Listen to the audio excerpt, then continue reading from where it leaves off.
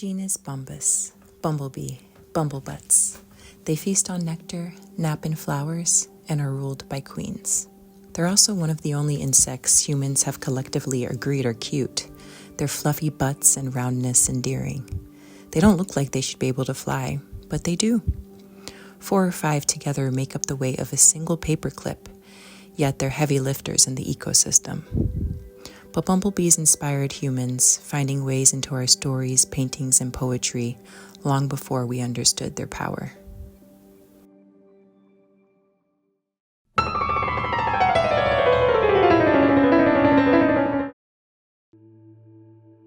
Bumblebees started popping up in recorded history around 500 years ago, in the 16th century. They were first referred to as humblebees due to their distinct humming sound. The term was popularized by none other than William Shakespeare in *Midsummer Night's Dream*. The earliest visual depictions of bumbles appeared around the same time during the Dutch Golden Age, when empirical research of the natural sciences and still life paintings became extremely popular.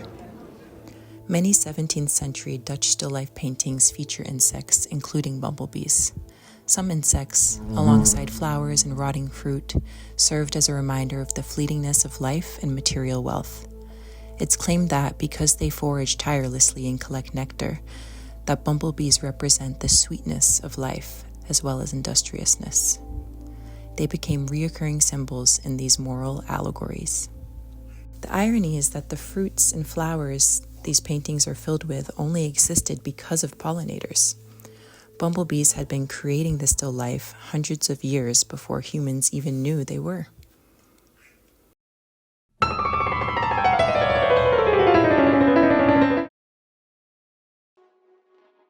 Humans eventually discovered that bumblebees pollinated plants in the late 18th century. So for centuries, bumblebees fed us creatively, but also literally, unbeknownst to us. Bumblebees are crucial and prolific pollinators. They also prefer cooler conditions, their fat, fluffy bodies keeping them warm in cloudy, cool, and rainy weather, unlike honeybees who prefer warmer, sunny conditions. Spring often belongs to the bumblebee first. Some flowers have pollen that's very difficult to reach due to their tight, tubular anthers.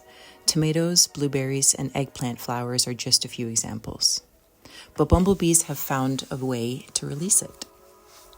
They bite onto the flower and vibrate, shaking it, releasing the pollen.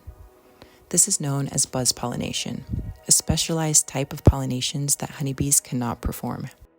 Many of the fruits and vegetables we eat owed their harvest to buzz pollination. Across cultures, fertility gods were worshipped because they brought abundance through crops, fruit, and survival itself. Bumblebees do the exact same thing, except they're real. In 2020, humans made another discovery.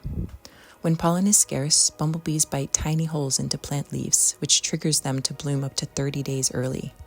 This is due to plant survival tactic known as stress-induced flowering. When threatened by drought, disease, or extreme conditions, they reproduce sooner. So bumblebees have found a way to trick this system, which is kind of manipulative, kind of brilliant, and very mythological God-coded.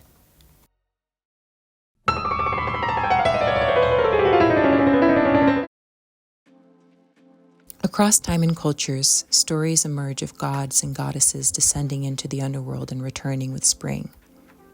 Resurrection, death, followed by renewal. The bumblebee queen performs the same ritual every year. As autumn arrives, the kingdom dies.